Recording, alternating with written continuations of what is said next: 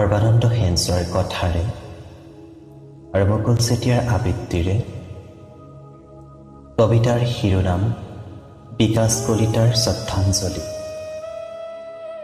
তুমি সঁচাকৈয়ে বৰ অভিমানী। নিদিওঁ তোমাক কেতিয়াও মামনি।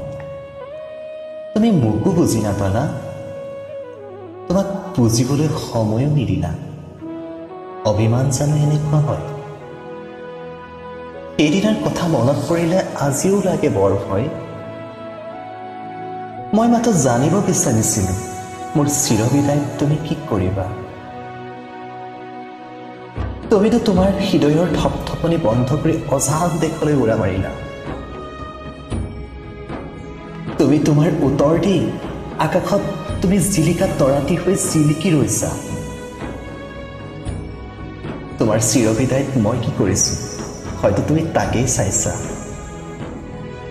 তোমাৰ নামত লিখি যাম কবিতা, মচি মচি চকু পানী।